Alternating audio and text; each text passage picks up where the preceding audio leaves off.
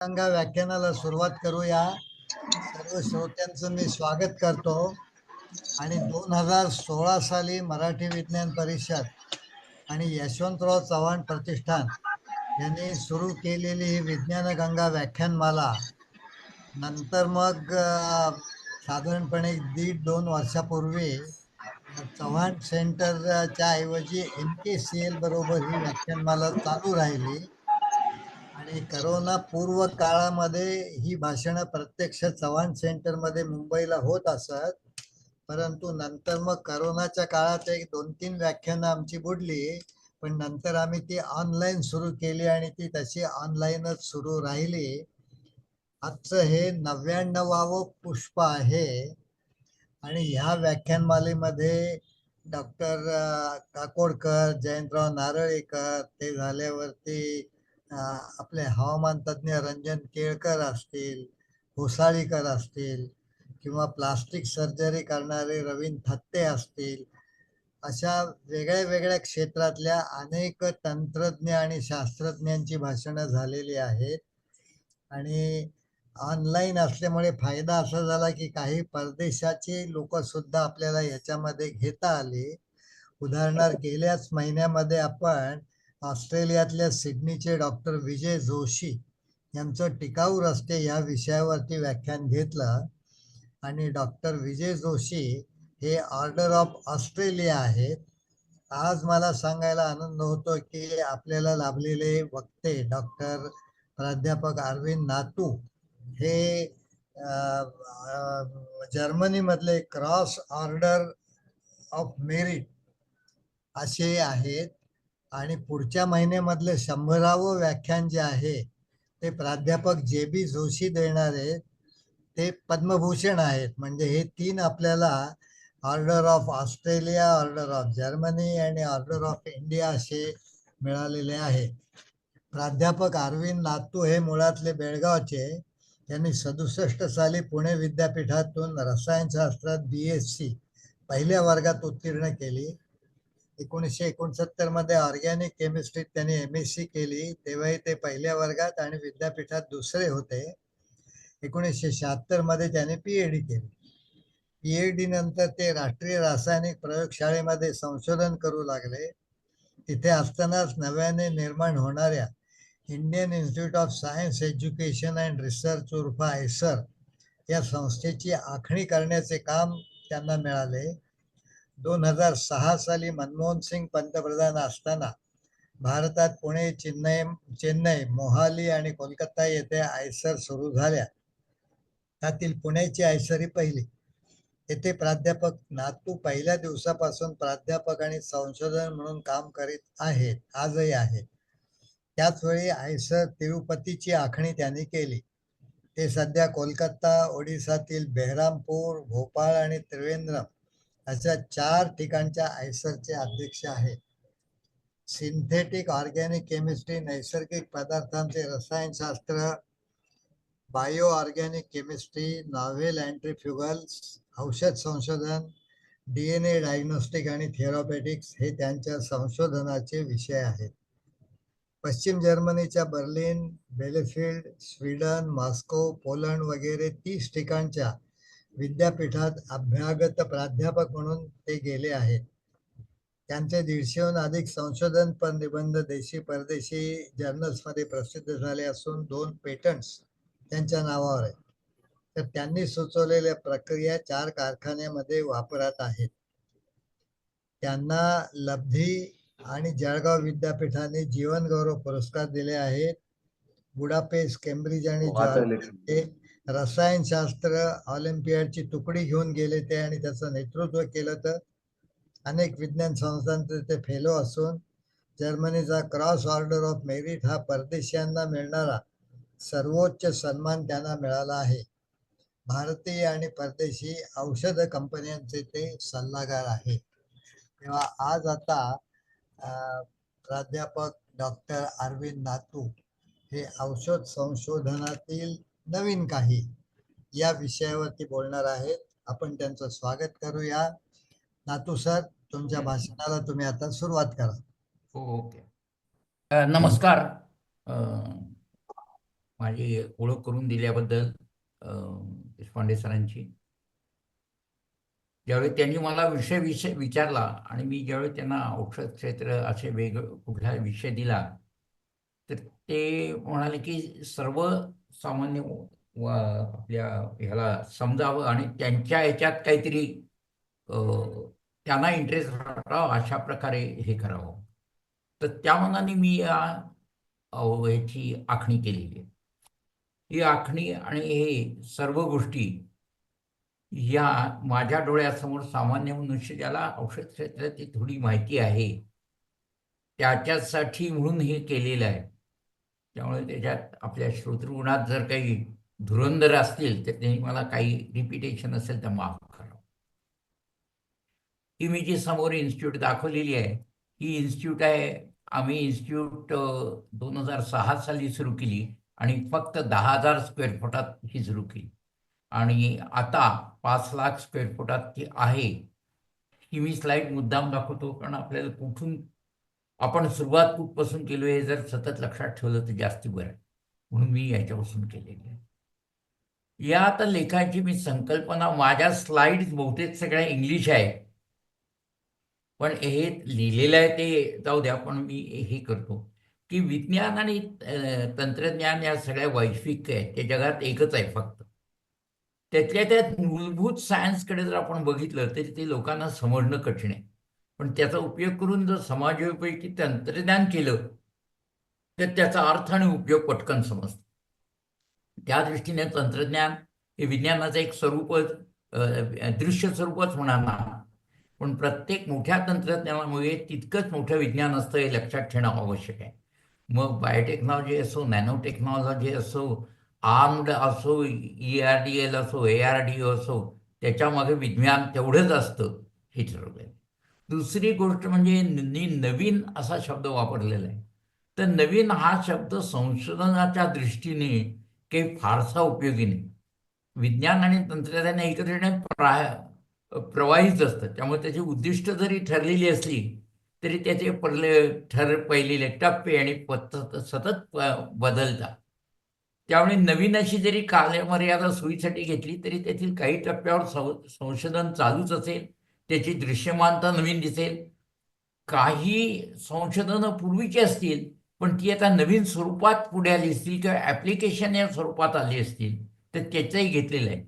तर म्हणून माझी अशी एक विनंती आहे की त्या दृष्टीनं हे तर 1 वर्षापूर्वी कारण नवीन या शब्दांना काही अर्थ नाही. कालचंही नवीन आहे आणि विज्ञानाचे काही दिसते झाले तर 15 वर्षापूर्वी सुद्धा नवीन आहे कारण ते कंटिन्युअस असतं.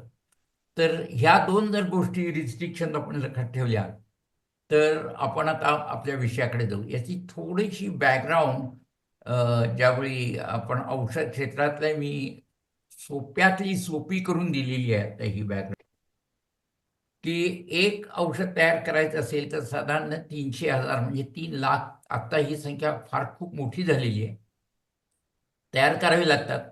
त्याच्यानंतर त्याचं बायोलॉजिकल टेस्टिंग हे मी अगदी ढोबळ मनाने सांगतो. बायोलॉजिकल टेस्टिंग किंवा ॲक्टिव्हिटी करावी लागते आणि त्याच्यानंतर सगळ्यात महत्त्वाचा टप्पा म्हणजे क्लिनिकल स्टडीज, टॉक्सिकॉलॉजी. ते डेंजरस आहे का शरीराला? एक हातावरती केलं तर ते पायावरती त्याचा वेगळा परिणाम होणार नाही ना? हे बघतील. बायो अवेलेबिलिटी सगळ्यात महत्त्वाची आहे. कारण बायो अवेलेबिलिटी म्हणजे जिथं ज्या अवयवाकरता ज्या कारणासाठी औषध घेतले गेलेले आहे ते तिथं किती पोचतं. उदाहरणार्थ आपण डोकेदुखीसाठी क्रोसिन 500 मिलीग्रॅमची गोळी घेतो त्यावेळेस साधारण 5 मिलीग्रॅम खरं लागणार असतं. तर अशा प्रकारे जास्तीत जास्त बायो अवेलेबिलिटी कशी होईल. फार्माकोडायनॅमिक्स आणि फार्माकोकायनेटिक्स हे दोन विरुद्ध कल्पना आहेत. फार्माकोडायनॅमिक्समध्ये हे औषध परिणामकारक कसं ठरतं आणि फार्माकोकायनेटिक्समध्ये शरीर काही गप्प बसत नाही. शरीर उलटा हल्ला करतं त्या औषधावरती आणि त्या औषधाचं काय करतं. ते या दोनात नेहमी रस्सीखेचच असते.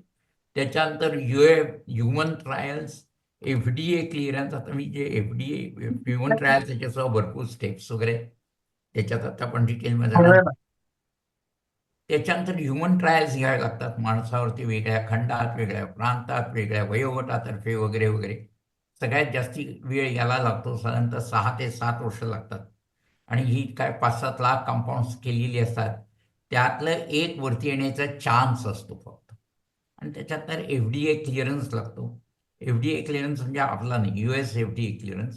कारण त्याचं कारण असं आहे की US FDAने एकदा मान्य केलं की सगळ्या जगाला ते औषध मान्य होतं. आणि आत्ता एक गंमत सांगायची तर साधारण ते FDA क्लिअरन्सला ज्यावेळी कंपनी आपले दाखल करते त्यावेळी साधारण 2 वॅगन किंवा 2 ट्रक्स भरून कागदपत्र सह्या सकट द्यावी लागतात. आजच्या या डिजिटल कार्यक्रमात सुद्धा हे मॅन्डेटरी आणि हे करावंच लागतं. मी स्वतः एका नवीन औषधाच्या क्लिअरन्सला गेलो होतो. त्यावेळी आम्ही 2 ट्रक्स घेऊन गेलो होतो एवढं खरं. आणि त्याच्यानंतर हे सगळं करायला साधारणतः 12 ते 15 वर्ष लागतात. आणि हे 3,000 हा फार पूर्वीचा आकडा आहे. आता नवीन आकडा हा 9 ते 10,000 कोटी रुपये एक औषध मार्केटमध्ये आणायला लागतात. आता थोडक्यात मी हे घेतलं, याच्यात डिटेल्स काही मला घेण्याची गरज नाही. सिंथसिस, ॲनिमल स्टडीज आणि प्रीक्लिनिकल स्टडीज ह्या त्याच्या मुख्य हे आहेत. त्याच्यात आपण आता त्याच्या डिटेलमध्ये जाण्याची काही गरज नाही. आता नवीन जर काय बघायचं असेल तर एका शब्दात जर मला ड्रग इंडस्ट्रीमध्ये नवीन काय असं विचारलं तर सस्टेनेबिलिटी. कारण औषध किंवा केमिकल सध्या त्याचे संबंध येतो त्याच्या दृष्टीने ते अत्यंत हानिकारक आहेत हे सगळ्यांना माहिती आहे. त्यामुळे आता पहिल्यापासून शेवटपर्यंत डिझाईन, मॅन्युफॅक्चर सगळ्या गोष्टीमध्ये तुम्ही पोल्युशन किंवा एलिमिनेशन कसं करता, रिड्यूस किंवा हॅझार्डस वेस्ट कसं करता. एक किलो ड्रग तयार करण्यासाठी कित्येक किलो वेस्ट येतो, तो कसा कमी करता येईल. नंतर इनोव्हेशन कसं करता येईल. आता या सगळ्या गोष्टी करण्यासाठी AI आणि मशीन लर्निंग वगैरेची मदत घेतल्यामुळे या गोष्टी आता बऱ्यापैकी फास्ट झाल्या. काय काय करतायत, एक नुसता आढावा आपण जर घेतला तर वेगवेगळे एनर्जी सोर्स वापरून आपल्याला रिॲक्शन करता येईल का. आपल्याला रूम टेम्परेचरला आणि प्रेशर वापरून रिॲक्शन करता येईल का, किंवा ऑक्झिलरी सॉल्व्हंट वापरायचे नाही, पाण्यात करता येईल. रिन्युएबल रॉ मटेरियल म्हणजे बाकीच्या ह्याच्यापेक्षा ग्लुकोज, फ्रुक्टोज हे नॅचरल सबस्टन्स वापरता येतील का. डेरिव्हेटिव्ह करता येण्याची म्हणजे अवॉइड करता येतील का. कॅटॅलिटिक रिएजंट हे सिलेक्टिव्ह आपल्याला ठरवता येतील का. आणि सगळ्यात महत्त्वाचं म्हणजे आत्ता सध्या 50% वरती ड्रग फॅक्टरीमध्ये स्टँडर्ड मेथॉलॉजी म्हणजे आपले ड्रग काढायचं, ते बाहेर काढायचं, टेस्टिंग करायचं आणि झालं तर मग पुढची रिॲक्शन. त्याच्यापेक्षा आता real time in processing monitoring केल्यामुळे शक्ती, पैसे, खर्च आणि सस्टेनेबिलिटी सगळ्या गोष्टी त्याच्यात हे करतात. ही काही नवीन औषधं आहेत पण मला ही लिस्ट आहे त्यामुळे त्याच्यात काही मला फार हे करण्याची हे वाटत नाही. पण आता इथले 2 औषधांच्याचकडे मी फक्त वळतो. एक आहे सेमिग्लुटाइड आहे. हे रिस्क ऑफ हार्ट अटॅक्स आणि स्ट्रोक्स रिड्यूस करणार आहे and it can be taken at early stage of the life. आणि त्याच्यातच त्यांना हार्ट फेल्युअर आणि याच्याकरता वापरला. आणि दुसरं म्हणजे स्लीप ॲपनिया. आपल्याकडे हा फारसा प्रॉब्लेम नाही आहे पण त्याच्याकरता हे एक नवीन ड्रग आलेली. ही जी नवीन ड्रग्ज आहेत ही मोस्टली ही एन्व्हायरमेंट फ्रेंडली ॲटमॉस्फिअरमध्ये जास्तीत जास्त तयार केलेली आहे. आता मी ही जी स्ट्रक्चर्स दाखवतोय ती केवळ तुम्ही ती स्ट्रक्चर्स सगळे विसरून जा. कशा करता दाखवलंय एवढं कळलं तरी पुष्कळ. आता केमिकल रिॲक्शनच्या ऐवजी एन्झाईम्स वापरून रिॲक्शन करण्याची फॅशन आली. साधारणतः 20 ते 25 वर्षापूर्वी 2 ते 3च फक्त ड्रग्स ही स्टेप्स एन्झाईम वापरून करत असत. बाकीच्या सगळ्या याच्यात रेग्युलर केमिकल होऊन हॅझार्डस. पण ही जी एन्झायमॅटिक अप्रोच जर घेतला तर एक साधक उदाहरण देतो. हे स्टॅटिन्स जे आहेत त्याच्या इंटरमिजिएट करता वापरतात. हे ट्रायसिटेट सगळीकडून सिमिलर आहे. आता ह्या ट्रायसिटेट मला एकच ॲसिटेट हायड्रोलाइज करायचं आहे आणि त्याचा OH करायचा आहे. तर तुमच्याकडे एकही केमिकल मेथडनी ते करता येणार. तुम्हाला एन्झाईमच वापरावा लागेल. आणि ही जी सगळी बाकीची प्रोसेस आहे ती केली तर हा सगळा त्याच्यापासून स्टॅटिनचा एक इंटरमिजिएट मिळतो. या आणि या स्ट्रक्चरमध्ये बघा, एका बाजूला कीटोन आहे, दुसऱ्या बाजूला CH2OH आहे आणि तिसऱ्या बाजूला हा OH प्रोटेक्ट केलेला आहे. तर ही ट्रिक करण्यासाठी तुम्हाला एन्झाईमचा घेण्याची दुसरी घेतात. एक अगदी साधं उदाहरण सांगतो परत. हा सिमेट्रिकल आहे, म्हणजे दोन्ही बाजूंनी सारखा आहे, म्हणजे हा OR आणि OR. आता हा जर तोडायचा असेल एकाच बाजूचा, तर कुठलेही केमिकल मीन्स त्याच्यात नाही, कॅटलिस्ट नाही, ड्रग नाही. ते जर करायचं असेल तर फक्त एन्झायमॅटिकच वापरून एकच हायड्रोलाइज करता येईल, म्हणजे डिसिमेट्रायझेशन करता येईल. ह्या लक्षात ठेवा. ही स्टेप साधी दिसत असली तरी त्याला केमिस्ट्रीमध्ये केमिकल्स वापरून काहीही करता येईल. तर ह्या आता एन्झाईमचा वाढता उपयोग हा फार आता केमिकल आहे. त्याचे आता गेल्या काही दिवसापासून एक प्रॉब्लेम असा होता की एन्झाईम्स पाण्यात सोल्युबल असतात आणि आपल्या रिॲक्शन ऑर्गॅनिकमध्ये सॉल्व्हंटमध्ये असतात, तर काय करायचं.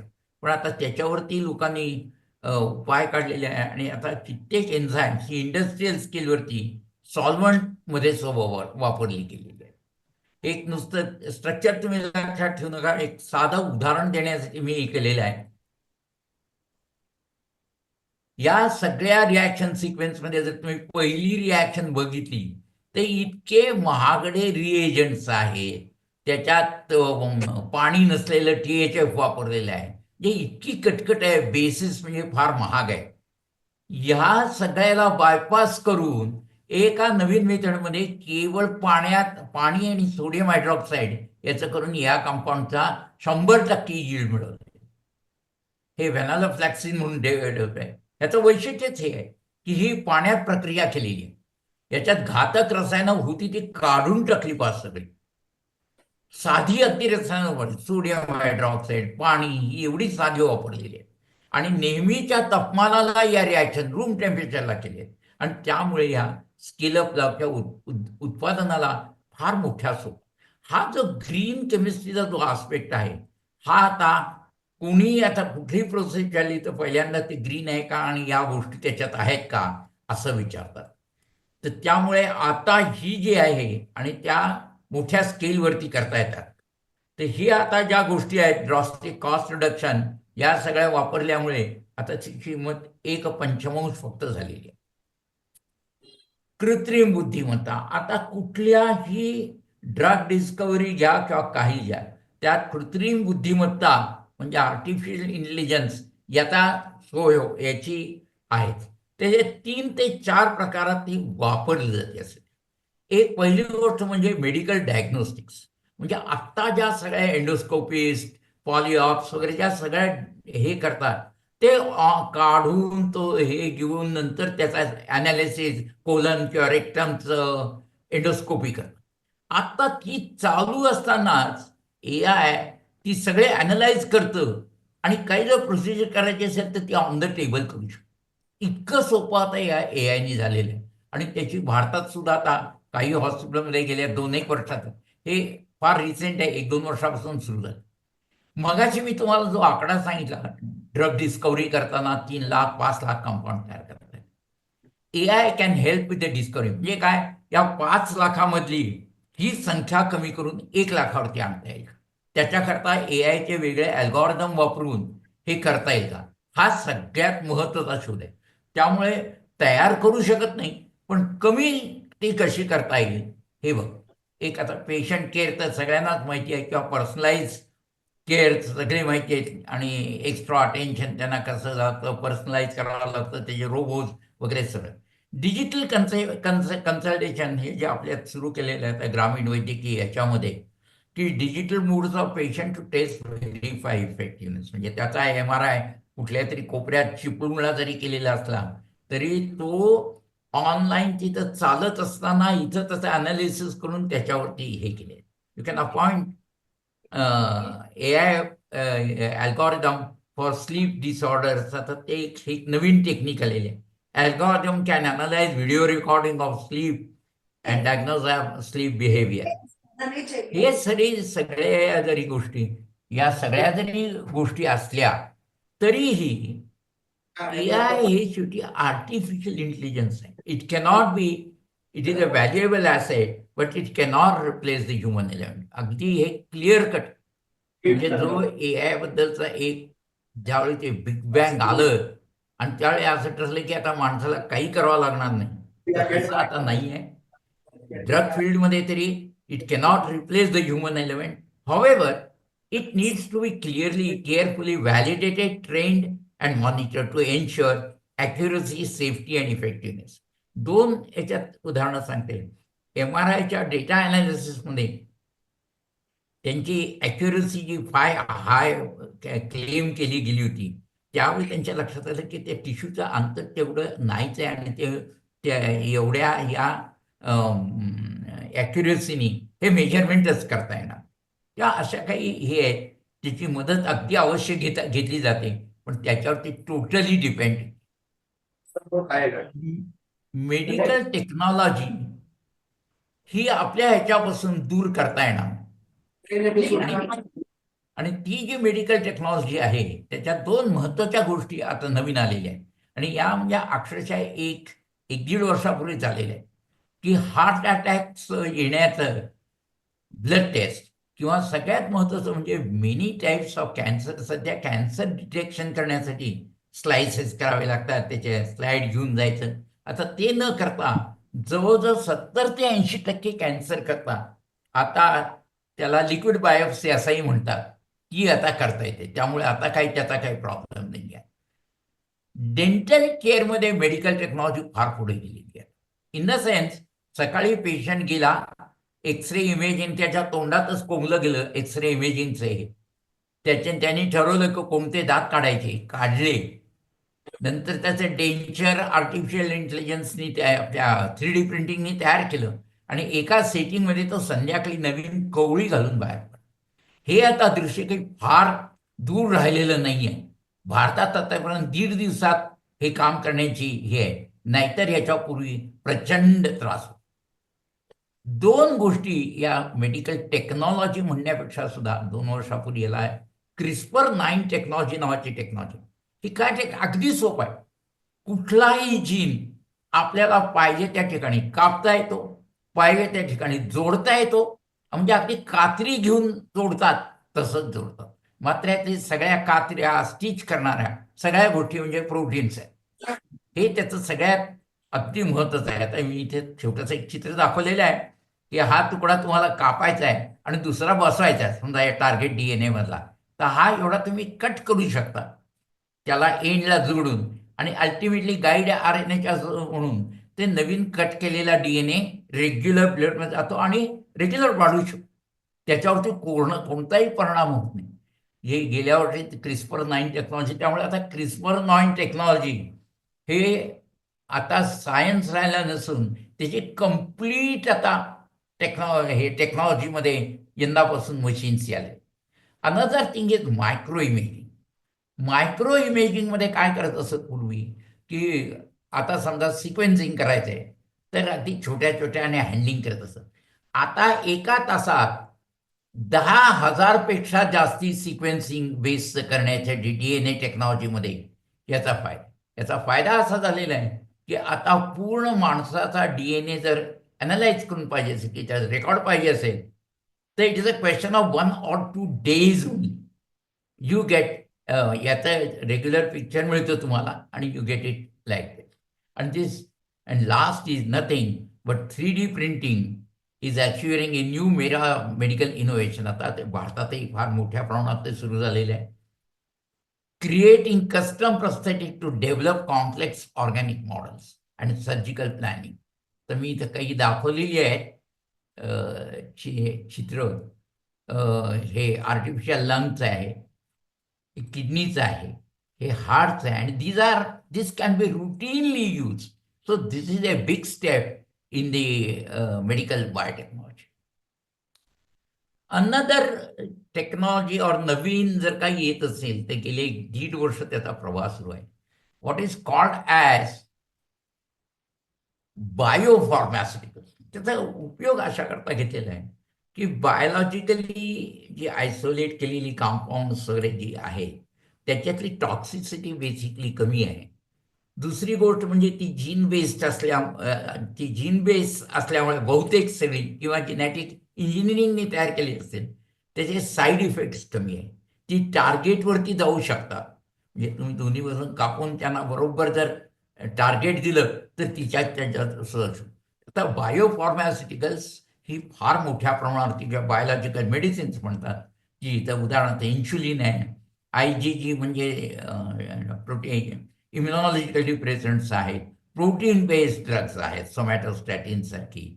आणि ही सगळी लिव्हिंग ऑर्गॅनिझमनी तयार केली आणि त्याच्यातला थोडा भाग काढून किंवा त्याचं प्रोसेस करून जे केलेलं आहे त्याला आता बायोसिमिलर असं म्हणतात. Is a medicine which is similar to bio. आत्ताच्या याच्यामध्ये ब्लॉकबस्टर ड्रग्ज जे आहेत त्याच्यात 5 ते 7 मोठ्या प्रमाणावरती सिमिलर्स वापरले जातात. तुम्ही कोणत्या याच्यासाठी कॅन्सरमध्ये मनुष्य थोडे दिवस जिवंत ठेवा किंवा असं ज्यावेळी असेल त्यावेळी ती IgG, झोमॅटोनेब, सोरॅनिफेब वगैरे असे अनेक औषधं ह्याच्यात दिलेली आहेत आणि ती आहे. त्याचा वाईट भाग एवढंच आहे, त्याची कॉस्ट एनॉर्मस. साधारणतः कॅन्सर पेशंटच्या वरती जी IgG वगैरे या सगळ्या वापरतात त्याची काही लाखांनी एका डोसची किंमत आहे. ही खाली आणता येईल की नाही अजून माहिती नाही आहे आणि त्याची अफोर्डेबिलिटी फॉर हे मिळाले. आणि आता याच्या पुढे 2030 सालापर्यंत they are expected to represent 50% of the market.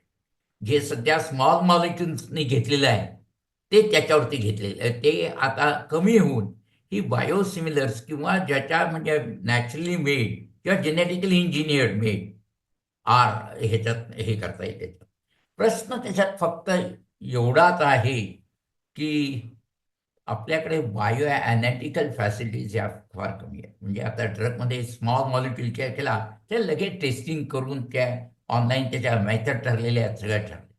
As on today, since the biosimilars are mixtures, it is very difficult to analyze them and get it cleared. Therefore, that is one of the stumbling blocks that is coming in biosimilars. But they say 50% of the drugs will be occupied by biosimilars. आणखीन एक नवीन आता method आलेली की पॉलिमॉर्फ्स हे जरी जुनी म्हणजे एक 5-6 वर्षापूर्वी जुनी असली तरी गेल्या एक 5 वर्षातली तुम्ही पेटंट बघितली तर ती पॉलिमॉर्फ्स आहे. पॉलिमॉर्फ म्हणजे काय? एकच कंपाऊंड, सगळं तेच, फक्त ते क्रिस्टलाइज वेगळ्या प्रकारचं, तर क्रिस्टल स्ट्रक्चर वेगळं आहे आणि ते क्रिस्टल स्ट्रक्चर वेगळं असल्यामुळे त्याच्या प्रॉपर्टीज वेगळ्या आहेत, बायोलॉजिकल प्रॉपर्टीज वेगळ्या आहेत. आणि हे पॉलिमॉर्फ्स आता US FDA प्रमाणे ती वेगळी कंपाऊंड धरली जातात.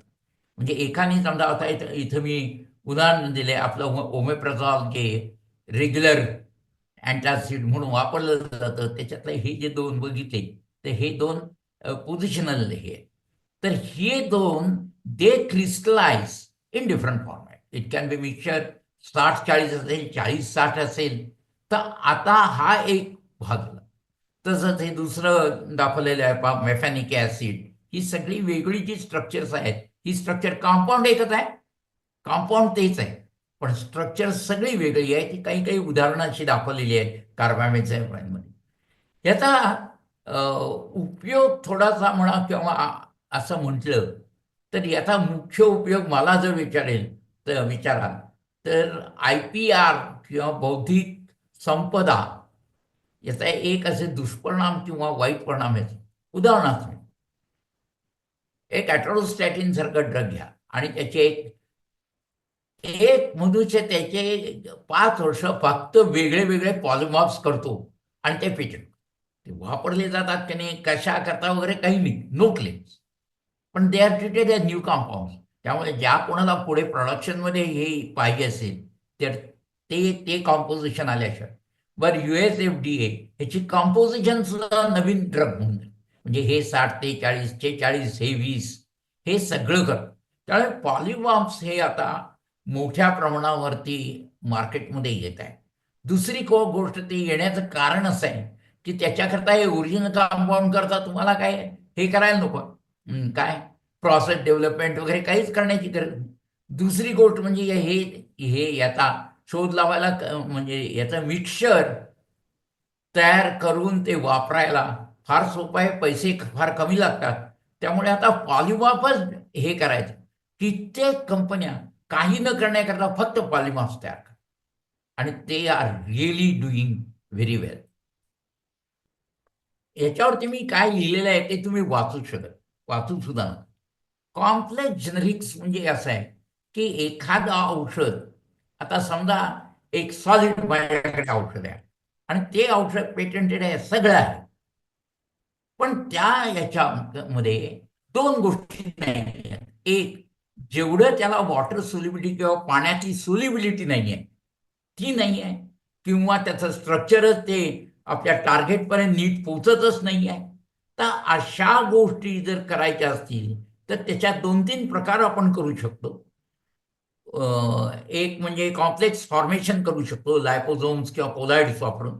कॉम्प्लेक्स रूट ऑफ डिलिव्हरी म्हणजे आता नवीन याच्यात जर बोलायचं असेल तर नॅनो पार्टिकल्स वापरून अनेक टाइम टार्गेटेड डिलिव्हरी हे सगळ्यात महत्त्वाचं आहे. आणि या वेगळ्या वेगळ्या प्रकार करून same drug how it can B effectively used, याला म्हणतात आता कॉम्प्लेक्स जनरिक. त्याच्यात नवीन काहीही नाही आहे, पण आता त्याला फार खूप मोठ्या कंपन्या आलेल्या आहेत त्याच्यात. उदाहरणार्थ एक हे सांगतो.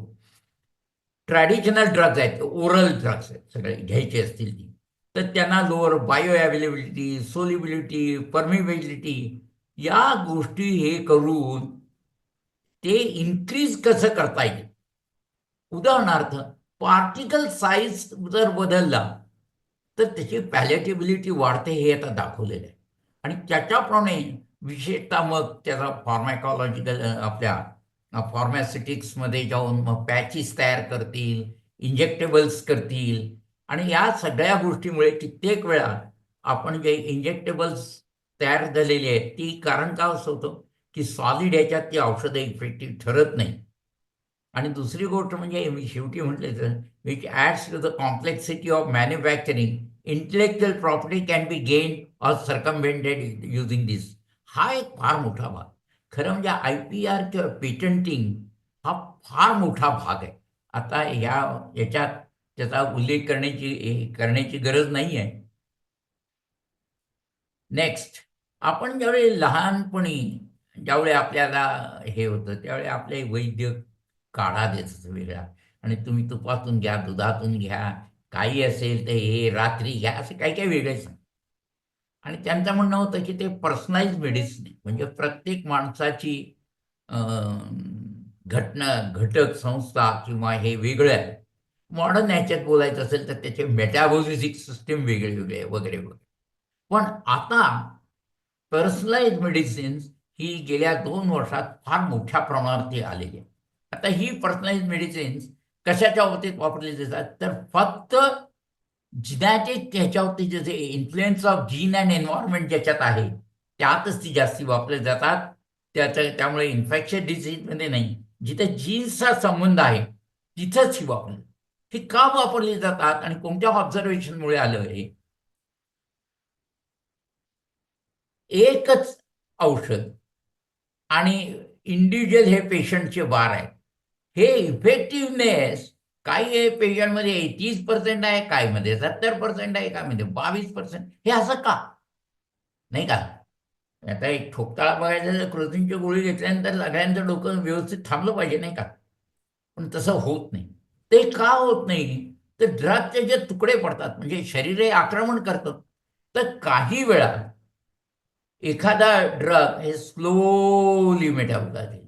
काही ड्रग्ज असतील ते इथे गाठल्यापासून लगेच आपली ती विरघळून जाते. काही ड्रग मध्यम याच्यावरती राहते. काही ड्रग्ज असे आहेत की ती कॉम्बिनेशन असेल तर लवकर निघून जातं. म्हणजे अशा या सगळ्या ह्याच्यावरती आपल्याला जर इलाज काढायचा असेल तर जेनेटिक लेव्हलला जावं लागेल. आणि जेनेटिक लेव्हल म्हणजे हे तुम्ही मी लिहिलेलं आहे ते सगळं सोडून द्या. जेनेटिक लेव्हल म्हणजे जनरली एका या पर्टिक्युलर जीनमुळे हा डिसीज होतो असं समजा झालेलं आहे.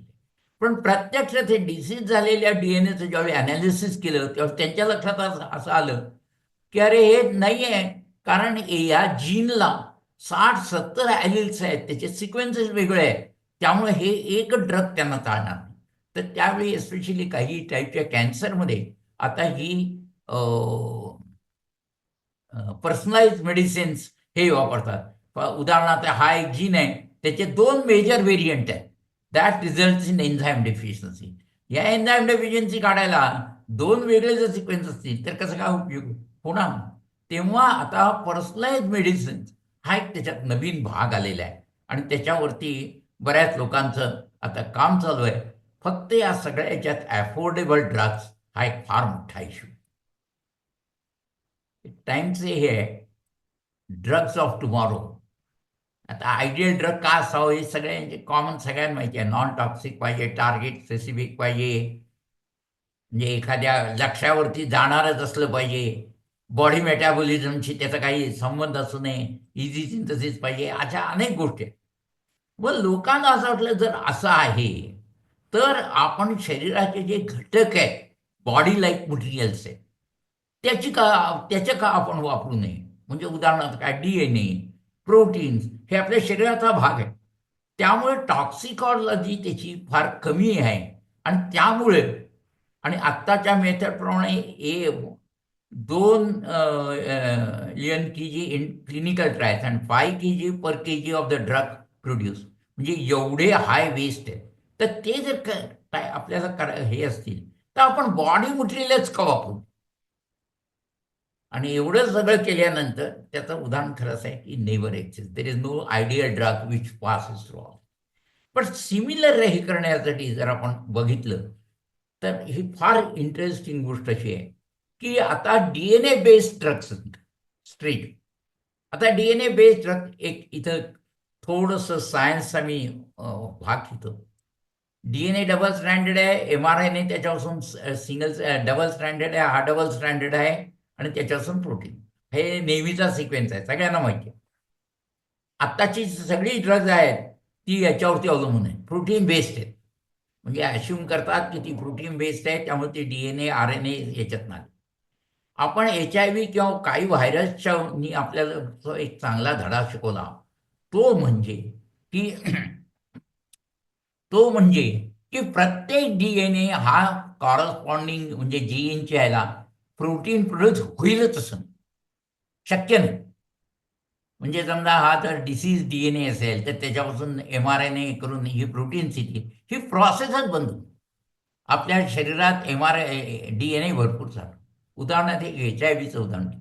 माणसाच्या अंगात HIVचा DNA आहे, पण तो टेस्टमध्ये डायग्नोसिसमध्ये येणार नाही. कारण ही प्रक्रियाच थांबवलेली आणि याला विंडो पिरियड असं म्हणतात. काही वर्षांनी ती परत सुरू होते आणि नंतर हे.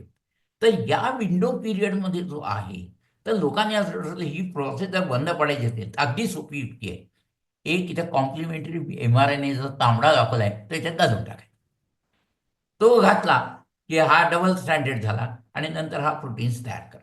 इतकी एक सिंपल गोष्ट त्यांनी वापरली की एक छोटा कॉम्प्लिमेंटरी RNA सिक्वेन्स तयार करायचा, तो याला जोडायचा आणि म्हणजे हे जर थांबलं तर हे सगळं पुढचं सगळं थांबतं आणि डिसीज थांबतं. वंडरफुल. बायोलॉजिस्टनी डोक्यावरती घेऊन नाचायला सुरुवात झाली की अल्टिमेटली आम्हाला हे सापडलं. प्रश्न काय होता? प्रश्न असा होता, हा जरी तुम्ही हे घेतलात आणि शरीरात टोचलात, ते 2 त्याचे तोटे होते. एक तोटा असा होता, की शरीरात टोचल्याबरोबर DNAची एन्झाईम जी आहे ब्रेकिंग, ती सगळी त्याला तोडूनच टाकायची. हे सगळे तोडून टाकायचे, त्यावेळेला पूर्वीपासून सुरू व्हायचे. आणि सगळ्यात महत्त्वाचं म्हणजे DNA किंवा RNA हा नेहमी हायड्रोफिलिक असतो. कारण त्याच्यावरती ते सोडियमचे चार्जेस वगैरे किंवा बेसमधले चार्जेस असतात नायट्रोजनवरचे. आणि आपली सेल सरफेस आहे हा हायड्रोफोबिक असतो. त्यामुळे हे सगळं जरी झालं तर ते त्या ह्याच्यात शिरत नाही. सेलमध्ये शिरत नाही. पहिल्यांदा रक्तातच मुरून जातं आणि सेलमध्ये शिरत. तेव्हा बायोलॉजीचा हा प्रयत्न वाया जातो की काय अशी वेळ आली. मग इथं त्यांच्या मदतीला केमिस्ट. त्यांनी अत्यंत सोपी युक्ती, तुम्ही आता हे कॉम्प्लिकेटेड आहे ते सांगत नाही. त्यांनी अत्यंत एक सोपी युक्ती तयार केली. ते जे फॉस्फेट लिंकेज असते त्याच्यात एक सल्फर तयार करून फॉस्फोथायॉइड तयार केली. ही असल्यामुळे तुमचं रक्तातले जे DNAज आहेत ते याला मारू शकत नाहीत, कारण ते हे टार्गेट रिकग्नाइज करू शकत नाही. दुसरी गोष्ट म्हणजे याच्याऐवजी एका ठिकाणी त्यांनी मिथाईल जोडला, ओच्या ऐवजी. म्हणजे हायड्रोफोबिक झाली आणि अशी चेन तयार केली की ज्याच्यात फॉस्फोरोथायरोइड आहेत आणि मिथेन, आणि ती सगळी चेन नंतर त्यांनी औषध म्हणून वापरली. आता जवळजवळ 16 अशी ड्रग्ज आहेत बघा. हा DNA सिक्वेन्स आहे आणि त्याच्यात फक्त हे जे आहेत बघा, इथे SSS असं लिहिलेलं आहे, म्हणजे सल्फर इंट्रोड्यूस केले. जे मॉडिफाईड ओलिगोन्यूक्लियोटाइड्स नाव are use as a wonderful math. त्याच्याबद्दल शंकाच नाही, म्हणजे हे मी हे करू शकतच नाही. तर हीच झाली. आणि याच्यात अभिमानाची एक गोष्ट आहे की यातली 50% औषधामध्ये भारतीय शास्त्रज्ञांचा पूर्ण सहभाग आहे. काही तर एंटायरली त्यांनी केलेली आहे. तर याच्याबद्दल आपल्याला खरोखर अभिमान असला पाहिजे. दुसरी गोष्ट तर आपण आता केमिकल स्ट्रक्चर बघितलं. आता शेवटच्या काही याच्यामध्ये आपण प्रोसेस डेव्हलपमेंट वगैरे याच्यात थोडंसं बघू. खरं म्हणजे जे. जोशी सर किंवा अमोल कुलकर्णी इथे हजर असताना मी बोलण्याचं धारिष्ट्य करणं जरा चुकीचंच आहे, पण तरी मी माझ्या दृष्टीने सोपं करून सांग. या टेक्निकचं नाव आहे फ्लो केमिस्ट्री. आपण कोणतीही रिॲक्शन ही अशा प्रकारच्या चंबूत करतो, बरोबर आहे. मग ती डायरेक्ट असो, प्रॉडक्ट मिळणारे कॅटलिस्टची असो, काही असो. एकाच्या डोक्यात काही वर्षापूर्वी असा विचार आला की हे चंबूच कशाला पाहिजेत, त्याच्याऐवजी आपण अशा प्रकारच्या छोट्या कॅपिलरीज नाही का घेऊन जाऊ शकत, ज्याच्यात ए आणि हे 2 बी रिॲक्टंट टाकायचे, त्यांची रिॲक्शन होईल, हे कॅटलिस्टचा कॉलम आहे, त्याच्यातनं जातील आणि अशा प्रकारे सगळ्या सिक्वेन्समध्ये ते हे जे चंबू वापरून आपण रिॲक्शन करतो लॉंग पिरियडमध्ये, तर ते वेस्ट जनरेट कमी होईल. आणि याला लागणार आहे काय, एक फक्त फ्लो करण्यासाठी कॉलम आणि हे पुश करण्यासाठी पंप, एवढ्या 2च गोष्टी लागणार आहेत. त्यामुळे त्याचा आता फार मोठ्या प्रमाणावरती आता वापर सुरू झालेला आहे, भारतातही काही ठिकाणी आहे. हे बघा, आणि हे सिक्वेन्स आपण हे काय एका रिॲक्शन करता वापरत नाही, कंटिन्युअस रिॲक्शन करण्याकरता पंप आणि कॉलम असे संबंध असेंब्ली तयार करून कॉम्प्लेक्स आता फ्लो केमिस्ट्रीचे टेक्निक्स वापरून आता हे सुरू झालेले आहे. हा कन्व्हेन्शनल पायलट प्लांट आहे आणि त्याच्या जागी हा फ्लो केमिस्ट्रीचा जर प्लांट असाही केला. आणि आता याच्यावरती तुम्हाला दिसत नाही, HPLCचा जो कॉलम वापरतात त्या ह्याच्यात सुद्धा आता रिॲक्शन, कारण एक सरफेस टू व्हॉल्यूम रेशो आहे, थर्मल ट्रान्सपोर्ट आहे, ऑप्टिमायझेशन वगैरे बऱ्याच गोष्टी आहेत त्याच्यात, या केमिकल इंजिनिअरिंगच्या ह्याच्यात लागून. तर त्या ह्याच्यातनं फ्लो केमिस्ट्री आता प्रचार होईल. परत कॉस्ट अफोर्डेबल या गोष्टी आहेतच. आता थोडंसं एक वेगळ्या प्रकारावरती मी बोलणार आहे. केव्हाही मी ड्रग्स किंवा ॲडव्हान्सेस किंवा कुठले असले तरी मला वाटतं या बाबतीत असं आहे, current situation we have rich biodiversity, त्याच्याबद्दल प्रश्नच नाही. पण हॉवेवर आपण कुठेही नॅचरल उत्पादनावरती आधारलेलं नवीन औषध काय किंवा रेग्युलर नवीन औषध काय भारतात आणू शकलेलो नाही. एक तुम्हाला उदाहरण देऊन सांग. UU2 नावाची एक चायनीज स्त्री, चायनीज सायंटिस्ट, तिने एक 77 साली पेपर पब्लिश केला आर्टिमिसिनिनवरती. आणि त्यांनी सगळं 24 वर्ष ती त्या कंपाऊंडरती तयार करत होती आणि त्याच्यापासून त्यांनी आता मलेरियावरती नवीन ड्रग शोधून काढले. म्हणजे एवढा वेळ त्याच्यावरती घालवून सगळं हे करून त्यांना नुकतंच नोबेल प्राईज मिळालं. आणि दुसरी गोष्ट म्हणजे त्यांना इंग्रजी बोलता येत नसल्यामुळे एका दुभाषातर्फे त्यांनी आपल्याला काय पाहिजे सांगितलं. म्हणजे आपली रिच बायोडायव्हर्सिटी आहे, सिंथेटिक ऑर्गॅनिक केमिस्ट्री आपल्याकडे भरपूर आहे, and they are capable of generating large number of libraries of organic compound. इथं मी एक नवीन हे सांगायचं राहिलं, म्हणजे आता ड्रग इंडस्ट्रीमध्ये लागणारी काही लाखो कंपाऊंड्स आहेत, ती बरीचशी आता मशीनवरती तयार, म्हणजे मशीनवरती तयार करून, रोबॉटिक वापरून मशीनवरती तयार करून त्याचा ॲनालिसिस करून पुढे. ग्रुनेंथाल सारखी जर्मन कंपनी आहे, ती दिवसातून 10,000 नवीन कंपाऊंड करून देते. तुम्ही ऑर्डर द्यायची की हे असलेली पाहिजे, तर तुम्हाला ते मिळू शकतं. आपल्याकडे एक्सलंट ड्रग आणि मेडिकल केमिस्ट्री आहे. आपल्याकडे केमिकल इंजिनियर्स आहेत. Largest pool of biologist in diverse branches. आपल्याकडे सगळ्या गोष्टी आहेत. Expertise in natural product chemistry वरती सांगितलं. अवेलेबिलिटी ऑफ सपोर्टिव्ह फॅसिलिटी आहे सगळीकडे. पण तरी पण आपण एकही नवीन ड्रग का शोधून काढू शकलो नाही, किंवा नवीन एकही ड्रग डिस्कव्हरी ज्याला म्हणतो ते का करू शकलो? तर माझ्या दृष्टीने असं आहे की बायोलॉजिस्ट, केमिस्ट आणि केमिकल इंजिनियर्स हे या लोकांनी पहिल्यापासून from day one the team form करून एकत्र गेली, तर ते आपल्याकडे होत नाही. आपल्याकडे काय होतं, केमिस्ट आपले सिंथेसिस करतात, बायोलॉजिस्ट सांगता हे चेक करून द्या मला, नंतर त्यातनं बरं होतं, त्यातनं केमिकल इंजिनियर सांग हे तुम्ही लार्ज केलं. पण कुठंही ते डे वन एकत्र येत आहेत असं दुर्दैवाने दिसत नाही.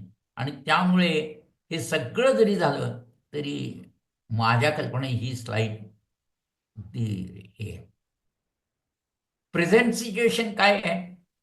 2300 ड्रग्स आपल्याकडे भारतात तयार होतात. त्यातली 40% आपण एक्सपोर्ट करतो. We have the cheapest drug. सगळ्या भारतात, सगळ्या जगात सगळ्यात स्वस्त औषधं मिळत असतील तर ती भारतात, अगदी पार पासून कुठल्याही बाकीच्या ह्याच्यापर्यंत. आपण अजून आत्तापर्यंत एकही नवीन ड्रग डिस्कव्हरी किंवा नवीन ड्रग आपण आत्तापर्यंत सुरू सुरू केलेलं नाही. एकही नाही आपल्या खात्यात. आपल्याकडे काही इमोशनल सक्सेस आहेत, हेमायसिन, माला वगैरे वगैरे, पण ती कुठंही US FDA ह्याच्यातनं हे सुरू. Nowhere outside Indian drug, herbal drugs are accepted as drugs. नाही आहे, कुठेच नाही आहे. म्हणजे आहे आपल्या हर्बल ह्याच्या मेथडॉलॉजी ज्या आहेत त्या ॲज मेडिसिनल म्हणून अवेलेबल नाही. मग ते न्यूट्रॅस्युटिकल या क्षेत्रात जातील किंवा बाकीच्या कुठल्याही याच्यात जातील, पण अजून त्या माझ्या तरी माहितीप्रमाणे एकही ठिकाणी आपली ड्रग थेरपी म्हणजे ॲलोपॅथीला ऑल्टरनेटिव्ह असं कुठेही त्याला मान्यता मिळाली. बरं, आपण या 40 वर्षाचा जर विचार केला तर आत्तापर्यंत टीबी आणि मलेरियाला, आत्तापर्यंत जेव्हा आपण कॉमन माणसाला टीबी आणि मलेरिया, आणि माझ्या कल्पने आपण जरी HIV वगैरे म्हणत असलो तरी आपल्याकडे लार्जेस्ट किलर्स हे टीबी, मलेरिया, डिसेंट्री हेच लोक असून. आता सोफॅस्टिकेटेड हार्ट डिसीज वगैरे आलेले आहेत, नाही असं नाही. पण ड्रग्स जी घेतो आपण ती लॉन्च टीबी, मलेरियाला केली. याचं हे अगदी क्लिअर कट कारण, अगदी क्लिअर कट आहे की त्याच्यावरती जर औषध करून नवीन ड्रग्ज आणली तर ती महाग असणार, आणि ती घेणारे कोण असणार? भारत, दक्षिण आफ्रिका किंवा दक्षिण अमेरिका, जे पुअर पीपल आहेत. सो टॉप ऑर्गॅनिक इंटरनॅशनल ज्या कंपन्या आहेत, फार्मा कंपन्या, त्या याच्यात अगदी दिखाऊ काही प्रमाणात करतात, पण त्या याच्यात हे आले. गेल्या 50 अजूनही आपण तीच जुनी इथाम्ब्युटॉल आणि ते सगळी जी जुनी ड्रग आहे वापरतो. एकच ड्रग मलेरिया करता आर्टिमिसिन, डायमिथाइल इथर, आणि टीबी करता एक बॅग, असं काही आहे. पण त्याचा प्रसार मुळीच नाही आहे. अजूनही आपण 50 वर्ष, 40 वर्षाची जुनी ड्रग वापरतो आतापर्यंत. पेनिसिलिन सारखं ब्रॉड स्पेक्ट्रम अँटीबायोटिक आता नाही. का नाही? तर आता स्पेसिफिक अँटीबायोटिक्स आहे. स्पेक्ट्रम हे आहे, हाताकरता वेगळं, पोटाकरता वेगळं, डोक्याकरता, हृदयाकरता वेगळे, अशी वेगळी आहे. कारण ब्रॉड बेस्ड काढली की त्याचा खप कमी, म्हणून ह्याच्याकरता. मग मार्केटमध्ये आहे तरी काय सध्या? तर market is flooded with drugs for diabetes, obesity, हे आपल्याला माहितीच आहे. Perhaps IT industry has given this gift where 40% जास्ती यंगर जनरेशन आहे, यांना डायबिटीज, ओबेसिटी याचा खूप त्रास होतो. कॅन्सर्स आपल्याला माहितीच आहे. पण मला 2 गोष्टी कडे लक्ष आहे. एक अँटी डिप्रेशन आणि सायकोसोमॅटिक डिसऑर्डर. याच्या औषधामध्ये 10% वाढ झालेली. सॉरी, 10 पट, अगदी सॉरी, 10 पट वाढ झाली. गेल्या 24 वर्षात जी नवीन ड्रग्ज होती त्याच्यात प्रचंड वाढ झाली. This again only not I T industry, पण आता त्याचं लहान मुलांच्या ह्याच्यात सुद्धा,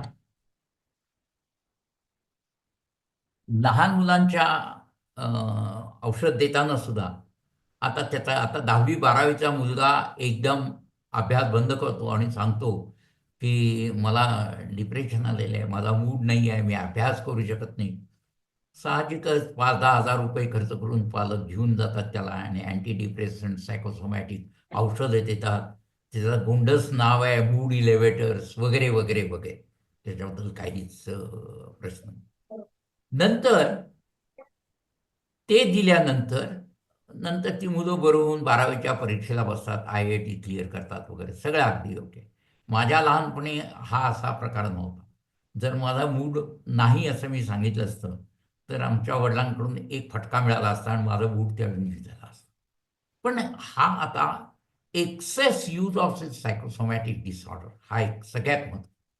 दुसरी आणखीन एक महत्त्वाची अशी आहे की पहिल्यांदा ही सगळी 2300 ड्रग्स एक्सपोर्ट करत होते. नंतर आता ती इंडियन मार्केटमध्ये आली. इंडियन मार्केटमध्ये आल्यानंतर त्याचा खप वाढायला. मग खप वाढायला करण्याकरता मॉल कल्चर इंट्रोड्यूस झालं. मॉल कल्चर म्हणजे असं की तुम्ही तुम्हाला पाहिजे तेच घेता असं नाही. जे तुम्हाला तो विकतो ते घेतो. उदाहरण देतो. अँटासिड आहे. तुम्ही केमिस्टकडे जाताना सांगता, "अहो जरा ॲसिडिटी झाली हो थोडी." आपलं जेल्युसिल द्या. ॲल्युमिनियम हायड्रॉक्साईड स्टँडर्ड ते ॲसिड त्या न्यूट्रलाइज करून टाकेल. तो देतो आणि देताना म्हणतो, "सर, पण हे झालेलं ॲसिड न्यूट्रलाइज होईल. तुमच्या शरीरात नवीन ॲसिड निर्माण होऊ नये, असं मी तुम्हाला औषध दिलं तर." तर मनुष्य म्हणतो, "वाह! वाह! केवढं हे झालं." मग त्याला पेंटाप्रेसॉल, ओमप्रेसॉल, रॅबिप्रेसॉल सगळे देतो. तेही देताना त्याला म्हणतात, "सर, पण तुम्हाला थोडंसं उलटीची भावनाही होत असेल ना?" तर ते म्हणतात, "हो, कुणी सांगेल होतं." मग त्याच्याऐवजी तुम्ही असं करा, तुम्ही पेंटाप्रेसॉलच्या बरोबर डोमपिरिडोन. शेवटी मनुष्य 8 आण्याची ॲल्युमिनियमची गोळी घ्यायला निघालेला मनुष्य ₹4.5 पॅन-डीची गोळी घेऊन बाहेर. So we use the medicines not that we want, but what is made available and what is sold to us. हे जे मॉल कल्चर आहे, की ₹1 ₹10 बॉलपेन घ्यायला गेलो, तर येताना आपण ह्याच्यावर ते फुकट, त्याच्यावर ते फुकट म्हणून सगळ्या गोष्टी घेऊन येतो. तशा प्रकारचा हे आहे आणि हे मॉल कल्चर जितकं वाढत जाईल यंगर जनरेशनमध्ये, तेवढा मला असं वाटते, की इंडियन फार्मा इंडस्ट्रीला तर धोका आहेच, पण त्याशिवाय कॉमन माणसाला किंवा सामान्य ह्याला सुद्धा हा धोका आहे. तर मला जे आत्तापर्यंत सांगायचं त्याच्यात एक आणखीन एक सांगायचं राहिलं का त्याची स्लाईड होऊन गेलेली. आता 2 नवीन ड्रग डिस्कव्हरीमध्ये किंवा ह्याच्यात आलेले आहेत ट्रेंड्स म्हणजे. एक ट्रेंड अशी आहे त्यातली, की त्याला रिपर्पजिंग ऑफ ड्रग्स म्हणजे. काय आहे, जर तुमची 5 लाख, 7 लाख कंपाउंड्स तुम्ही केलेली आहेत आणि त्या 5 लाख, 7 लाख कंपाउंड्समधलं 1-2च वरती गेली. तर उरलेली जी शेवटच्या राउंडमध्ये 7, 8, 9 अशी जी आहे, त्याला वेगळे प्रकार करून ती करता येतील का नवीन एक? हे बघितलेलं आहे. किंवा एंटायर जुनं ड्रगच घेऊन ते नवीन करता येईल का? उदाहरण सांगतो ॲस्पिरिन, जे आयुष्यभर आपण पेनकिलर म्हणून घेतात. पण तेच आता याच्यातनं घेतात. ब्लड क्लॉटिंग करता वापरतात. अशी आता अनेक औषधं आहेत. सिल्डनाफिल किंवा व्हायाग्रा हे ओरिजिनल अस्थमा करता होतं. But now it has been converted to mainly erectile dysfunction. तर आता ही एक नवीन ट्रेंड आली. हे सगळे का आले? तर त्याच्यातनं IPR मधनं सटकण्याकरता ह्याच्यातल्या बऱ्याचशा गोष्टींचा उपयोग.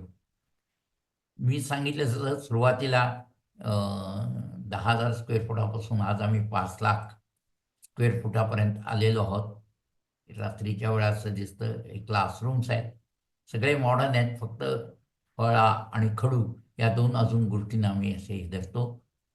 आमचं एम मेक IISER Pune is one of the best international institute of highest scientific calibre in terms of students training and scientific research. Where the student training म्हणजे करता करता शिकता शिकता रिसर्च ही एक अशी मराठीनं आपल्याला सांगता येईल.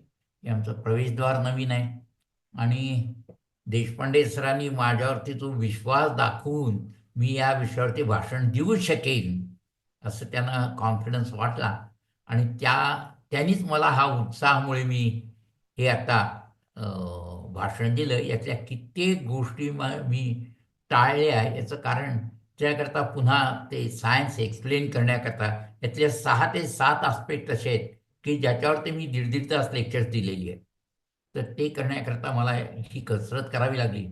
ही कसरतीचा पूर्ण हेतू लोकांना समजावं हा होता आणि हे एक्सपर्ट किंवा सायंटिफिक लेक्चर या स्वरूपात नव्हता. तर एवढंच सांगून मी मराठी विज्ञान परिषदेचे आणि देशपांडे सरांचे आभार मानतो आणि आपली रजा घेतो. धन्यवाद. नितांत सुंदर भाषण झालं. हां. मी अध्यक्ष आहे म्हणून माझ्यावर कंपल्शन होतं की मी एकतरी प्रश्न विचारावा म्हणून. तर पण मी प्रश्न तयार करत होतो आणि पुढच्या 5 मिनिटात उत्तर मिळत होतं. असं करत करत माझे 10 प्रश्न डिझॉल्व्ह झाले. मला त्यातला एक भावलेला मुद्दा सांगतो हां. की केमिकल इंजिनियर्स आणि केमिस्ट एकत्र येत नाहीत. हे जे हो. तुमचं ऑब्झर्वेशन आहे हं. ते खरंच म्हणजे चांगले केमिकल इंजिनियर पण आहेत, चांगले केमिस्ट पण आहेत. आता त्यांनी हो ना. मैत्री करायची म्हणजे असे जर सगळे एकत्र आले तर ते एकत्र आल्यानंतर जेवण खाण्याची मी आर्थिक जबाबदारी घ्यायला तयार आहे हो, हो. सगळ्या. बरोबर. तर मी म्हणून आपण एक 16 मेडिसिन्स हां. मेडिसिन म्हणूया नको 16 मॉलिक्युल्स की जे आपण आयात करतो 80,000 हो. कोटी, त्याच्यात आता मी 16 जोड्या जमवल्यात. म्हणजे अब हे म्हणजे पत्रिका बघून वगैरे नाही, कंपल्सरी कंपल्सरी नाही, आपण बरोबर. काय बोला ना. कुठं ICT मध्ये आहेत का? नाही, एनसीएल मध्ये 3, आयसीटी हं. मध्ये 5, हां, हां. आयआयटी मध्ये 3, हां, हां. पुण्याला एसपी कॉलेजमध्ये 1, हो. वेगवेगळ्या ठिकाणी अशा जोड्या बनवल्या आहेत. हं. आणि मला केमिस्ट्री किंवा स्केलअप हं. याच्यामध्ये अनुभव आहे आणि आता असे अनुभवी लोक खूप तयार झालेत. हो. तर हा एक प्रयोग नको म्हणूया, कारण होईलच ते. कारण ज्या हो. पद्धतीने तुम्ही सांगितलं ते एकत्र यायची फक्त गरज आहे. हो. मनापासून जर काम केलं तर छान तर होईल. हे पॉलिमॉर्फचं वगैरे जे काम आहे ना, हो. ते खरं करण्यासाठी एक्सटर्नल सेटअप फार कमी लागतो. त्याच्यात बरं. ट्रायल अँड एरर्स आहेत. परवा मी हे बघितलं 48 पॉलिमॉर्फ्स ऑफ हेटेरोस्टॅटिक. हो हो हे करायला काय आपल्याकडे काही हरकत नाही. ते टेस्टिंग विस्टिंग सगळं त्याचं नंतर करतात, बरोबर बरोबर बरोबर. नाही का? तर खूप खूप मौल्यवान असं म्हणतो, मला तोच शब्द मराठीतला सापडला. हां. खूप मौल्यवान लक्षात झालं. आपण त्याचा उपयोग करून जाऊया पुढे, मला तर नक्की खात्री वाटते. अगदी निश्चित. हो निश्चित. सर मी एक सांगतो, नगर जिल्ह्यातली 2 कॉलेजेस आहेत, हो ग्रामीण भागातली आहेत. हो तर त्यांना मी हे पॉलिमॉर्फचं काम सजेस्ट केलं आणि त्यांनी गेल्या एका वर्षात जवळजवळ 12 ते 14 पॉलिमॉर्फ्स तयार केले. आता ते मी कॅरेक्टरायझेशनला दिलेले. हो ते हो त्याच्यातले जर हे झालं तर त्याची नंतर बायो एफिकसी वगैरे सगळं काढून हे करण्याचं काम आहे. पण हे मुख्य म्हणजे त्याला एक्सटर्नल सेटअप फारसा लागतच नाही, खरं सांगायचं. आणि कॅरेक्टरायझेशन आपण बाहेर जाऊन करू शकतो. हो बरोबर बरोबर बरोबर. नातू सर, तुम्हाला एक प्रश्न असा आहे हां. की आपली जी सगळी आयुर्वेदिक औषधं आहेत, हो. मग ते काढे असतील, आसवा असतील, हो. गोळ्या असतील, हं. आणखी काही असेल, तर ह्याचं स्टँडर्डायझेशन करून हे आपल्याला मान्य करून घेता येत नाही का FDA कडनं किंवा अमेरिकेच्या FDA कडनं? सर हे आता करता येणं कठीण आहे. याचं कारण सांगतो. हा, आपली सगळी औषधं ही एक्स्ट्रॅक्ट स्वरूपात दिलेली आहे. बरं. आणि ती एक्स्ट्रॅक्ट स्वरूपात दिलेली असल्यामुळं हा. त्या कंपाऊंडचा समजा एक प्लांट घेतला आणि त्यातला तुमचा एक्सपर्ट घेतला आणि त्याच्यात जर 40 कंपाऊंड्स असतील हम्म. तर ते ठरवायचं कसं, नाही का? त्याच्याकरताही त्यांनी आता एक युक्ती काढली, एक बायोमार्कर म्हणून ठरवले. म्हणजे बायोमार्कर म्हणजे एक सिग्नेचर कंपाऊंड हे दुसऱ्या कशातच असणार नाही. हा तर त्याच्या एस्टिमेट हे करते असे प्रयत्न चालू आहेत. पण मला जर विचाराल तर हा. आणि याच्यात परत जोशी सरांनी सांगितलं तसं वैद्य आणि केमिस्ट एकमेकाशी शक्यतो बोलतच नाही. नाही बोलत नाही ते दोघांना कमीपणाच वाटतं. हा. तर याच्यावरती एक थोडासा वेगळा विचार असा आहे बरं का, ज्याला हा. आता एव्हिडन्स बेस्ड मेडिसिन असावे. हम्म. म्हणजे कित्येक वैद्य माझ्या ओळखीचे असे की त्यांनी करोना काळात डॉक्टरने फेकून दिले हे आता 2 तासातच जातील असं सांगितलं. हा. तर त्यांना ट्रीट करू हा. त्यांना हे दिलेलं आहे म्हणजे ते बरे केलेले कॅन्सरचे सुद्धा काय केले. परंतु त्या वैद्यांनी मला असं सांगितलं मला हे तुमचं एन्झाईम टार्गेट वगैरे हे काहीही माहिती नाही. हा. हां ते कसं होतं ते माहिती नाही. हम्म. आमच्या शास्त्राप्रमाणे आम्ही दिलेलं आहे आणि ते बरे झालेले. हा. तर याच्याकरता एक एव्हिडन्स बेस्ड मेडिसिन अशी एक नवीनच आता छोटीशी ब्रांच आलेली आणि आपल्याला साहेब लोकांनी सांगितल्याशिवाय ते खरं वाटत नाही.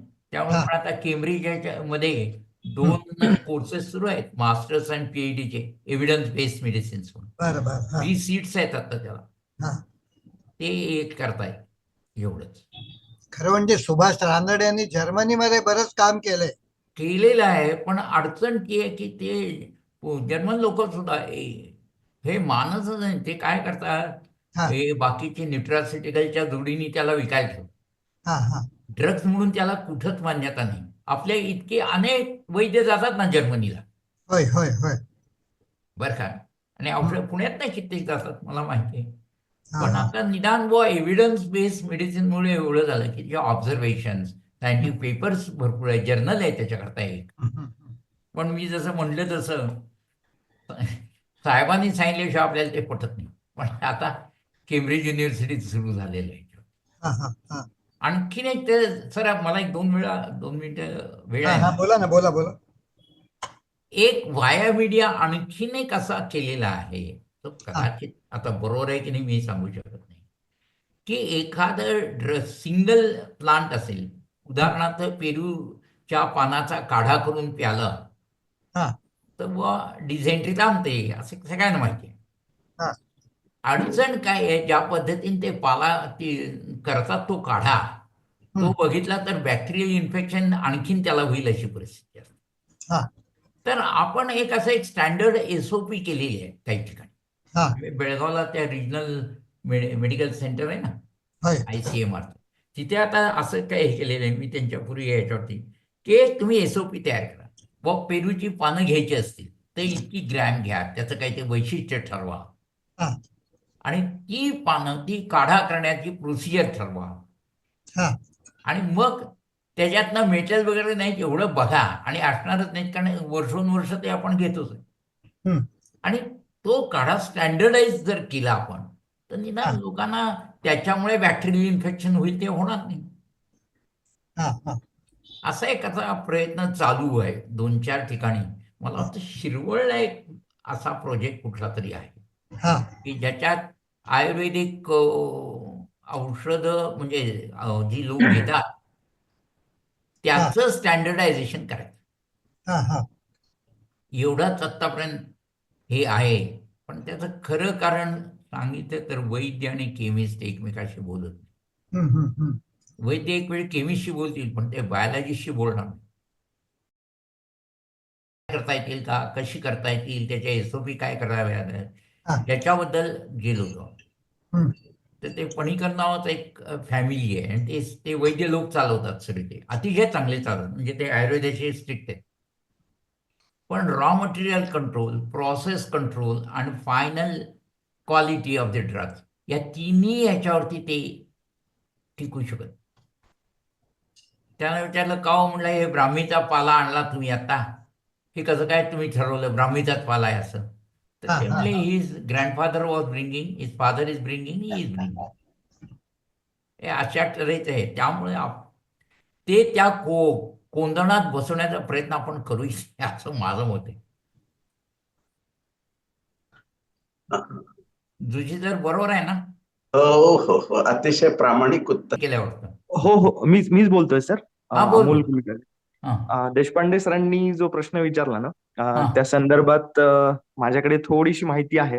हा हा ती अशी की खरं तर नातू सरांच्या मताशी मी तसा सहमत आहे की अडचण मुख्य ही येते.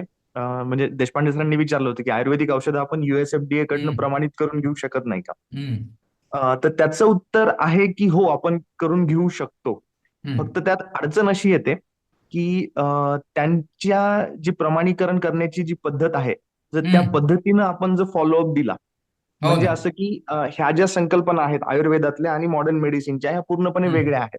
हो हो. म्हणजे आता असं की उदाहरणार्थ आता हळदीमध्ये एक घटक असतो, त्या घटकामुळे इन्फ्लॅमेशन कमी होतं असं हो. आयुर्वेद मानतं. हम्म, पण मॉडर्न मेडिसिनला पण हे मान्य आहे की तो घटक कुठला आहे, तर हा कुर्क्युमिन नावाचा तो घटक आहे आहे, त्याच्यामुळे बरोबर. होतं. हम्म, पण आयुर्वेदामध्ये कसं असतं की हळद घ्या, हळद घेतल्यानं तुमचं इन्फ्लॅमेशन कमी होईल. पण मग हम्म. किती हळद घ्यायची, कशी घ्यायची, याचं काही प्रमाणीभूत काही नाही. कोणी म्हणतात नाही. दुधातनं घ्या, कोणी म्हणतात गुळ आणि हळदीची गोळी करून घ्या. हो हो. पण मग ती गोळी किती दिवस घ्यायची, दिवसातून कितीदा, वयोमानानुसार काही, याचं कुठेही ठोकताळा नाहीये. तो एक नाही. पिढी जात, जसं आता यांनी उदाहरण दिलं त्या ब्राह्मीच्या पाल्याचं, की आजोबांनी सांगितलं, हो वडिलांनी पण तेच केलं, ह्या पद्धतीनं हे पुढे चालू राहतं. हो. आणि तिथे नेमकी गोची होते की एक प्रमाणीभूत जे USFDA ला अपेक्षित असतं, त्याचं हम्म, प्रमाणीकरण जर तुम्ही केलं तर ते मान्य करतात की हा ठीक आहे, जर तुम्ही हळद दिवसातून हम्म, 3 वेळेला 4 दिवसासाठी घेतली तर तुमच्या पोटामध्ये होणारा त्रास कमी होतो. हे एक हम्म, वाक्य तयार करून द्यावं लागतं, हम्म, जिथं एक वाक्यता येऊ शकत नाही. हम्म, पण हे जेव्हा लक्षात आलं, तेव्हा आता काही कंपनीज आहेत हम्म, ज्या नॅचरल मेडिसिन्सवर काम करतात, जे हम्म, म्हणजे हम्म, आयुर्वेदाचाच भाग असतो. त्यांनी आता हम्म, काय केलं की हे जे मॉडर्न मेडिसिन्सच्या कन्सेप्ट आहेत, फार्माकोलॉजी, हम्म, फार्माकोकायनेटिक्स, म्हणजे ज्याच्यामध्ये थोडक्यात हे सांगितलं जातं की तुम्ही एक औषध इतक्या प्रमाणात घेतलं की जशी गोळी असते 100 mg चा डोस असतो. हम्म, तर तो गेल्यानंतर त्या 100 mg मधलं उपलब्ध किती होतं, म्हणजे ज्याला हम्म. बायो अवेलेबिलिटी हो म्हणतात आजच्या बरोबर याच्यामध्ये, बरोबर की बरोबर. भले तुम्ही 100 mg ची गोळी देत आहात, पण त्यातलं मग ऍब्झॉर्ब किती होणार, त्याचं प्रोटीन बाइंडिंग किती होणार, आणि त्यातलं डिग्रेडेशन ADMDचा हे होऊन त्यातलं शेवटीला उपलब्ध राहील 40 mg, आणि ते हो. 40 mg सुद्धा पुढच्या 2 तासासाठी उपलब्ध असेल, आणि त्याची हाफ लाईफ असेल 2 तासाची. म्हणजे दर हम्म, 2 तासाला 40, 20, 10, 5 अशा पद्धतीनं ते जात राहील. हम्म, हे हे जे काही FDA ला समजतं ही भाषा, आणि हे जे काही त्यांना पुरावे लागतात, ते पुरावे तयार करण्याचं काम काही भारतीय कंपन्या ज्या नॅचरल मेडिसिन्सवर करतात, हम्म. त्यांनी हे काम सुरू केलं याच्यामध्ये आता. कुठे आहेत आणि अशा कंपन्या किंवा लॅब? तर ते काय म्हणतात की ठीक आहे, आम्हाला तुम्हाला ह्या पद्धतीनं लागतं ना, की थोडक्यात अर्थात त्यांचा हेतू हा पूर्णपणे व्यावसायिक आहे, की माझं हो जर प्रॉडक्ट असू मला, दे. पण त्या त्या त्या निमित्ताने काय होतंय की निदान हे आपले आयुर्वेदातले जे ड्रग्ज आहेत किंवा नॅचरल ड्रग्ज आहेत, जे आपण एक आजीचा बटवा किंवा एक हा ठीक आहे माहिती आहे मला हे कमी होतं असं हम्म, म्हणून एक जे घरातली मोठी माणसं देत असतात, तर त्याला एक प्रमाणीकरण मॉडर्न मेडिसिनच्या फूटपट्ट्या वापरून करावं, असं काही प्रयत्न काही जण करतात. त्यांना बऱ्यापैकी यश मिळतं, अर्थात त्यांचा सेल वाढतो, बाहेरच्या देशांमध्ये जातं, हळूहळू त्याला मान्यता मिळते. फक्त अडचण एक आहे की हे लक्षात घेतलं पाहिजे की त्यांना ज्या पद्धतीनं समजतं त्या जर पद्धती वापरल्या तर ते पोहोचू शकतं त्यांच्यापर्यंत. फक्त आपल्याकडे ज्या संकल्पना आहेत त्यांना ते म्हणजे ते तिथे मग गोंधळतात. ते म्हणतात असं कसं. जे त्यांनी आता जे उदाहरण दिलं ना, ते अगदी चपकल उदाहरण आहे नातू सरांचं, की एक घाणी म्हणले की हा हा पाला आहे ब्राह्मीचा. त्यांची सुरुवात तिथून होते की कशावरून हा ब्राह्मीचाच पाला आहे. रॉ मटेरियल काय आहे? रॉ मटेरियल याची प्रमाण, ते त्याचं प्रमाणीकरण झालेलं आहे का, की कसा ओळखायचा मग तो. आता मी कारण काय त्यांचं केलंय एक तुम्हाला एस्टॅब्लिश कसं सांगतो. असतं की पार अमेरिकेपासून जपानपर्यंत कोणालाही ते औषध बनवता यायला हवं प्रमाणीकरण. तो पाला ओळखता यायला त्याच्यात हवा त्याचं. त्याच्यात काय त्याच्यात काय आहे, मी एक थोडासा प्रयत्न त्यांना असं सजेस्ट केलं की तुम्ही स्कॅनिंग इलेक्ट्रॉन मायक्रोस्कोप घ्या करेक्ट. आणि प्रत्येक पानाचा एलएस काढून त्याची इमेज स्टोअर करा आणि ज्यावेळी नवीन प्लांट येईल त्यावेळी त्याच्याशी कम्पेअर करा. करेक्ट. हे निदान प्लांटच्या बाबतीत तरी करा.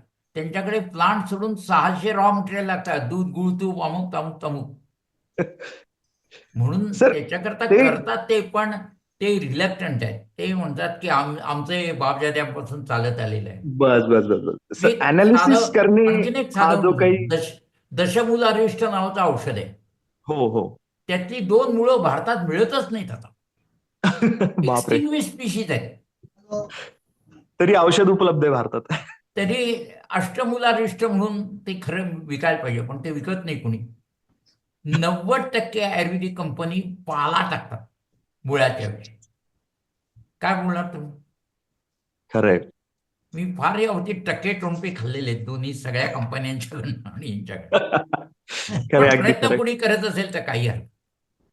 फक्त माझं एवढं म्हणणं आहे की आपलं जे काही ओरिजिनल विज्ञान आहे त्याला धक्का न लावता त्यांच्या ह्याच्यात कसं बसवता येईल एवढं. अगदी अगदी सर, तुम्ही अगदी नाही, चौकत. उदाहरणार्थ तो काढा 42 दिवस उकळायचा असेल. मी त्यांना विचारलं का 37 दिवस उकळला तर काय होईल? तर त्यांनी फक्त मला मारून बाहेर काढायचं ठरवलं. अरे बापरे. म्हणजे असं how you can talk like this. आणि फायनल टेस्टिंग सर कित्येक शेकडो करोडची कंपनी आहे. फायनल टेस्टिंग याच्या पणीकर वैद्यांचे 10 लोक बसतात, चुळातनं तोंडातनं घेतात आणि ओके नॉट ओके असं सांगतात. That is the final. आमचा तो जर्मन पाहुणा विशुद्ध पडायची वेळ त्याची. म्हणून मी म्हणतो आपण त्यांच्या चौकटीत बसवण्यात एव्हिडन्स बेस्ड मेडिसिन हा मला एक त्यातल्या त्यात मध्यम वर्ग वाटतो, जरी ते खरं विज्ञान नसलं तरी. बरोबर. उपचार होतोय का नाही झालं. मला तर एका वैद्याने झालं, मी याचे सगळे बरे केले, पण मला व्हायरसचं स्ट्रक्चरचं कसं असतं माहिती नाही. प्रामाणिक होतो. चला नातू सर, हा तुमचं बोला. भाषण उत्तम झालं. नंतरची चर्चा सुद्धा चांगली झाली. तुम्ही सोप्या भाषेमध्ये समजून सांगितलं. आयसर पासून सुरुवात करून आयसर पर्यंत आम्हाला आणून सोडलं. हा त्याच्याबद्दल तुमचे आभार. हो.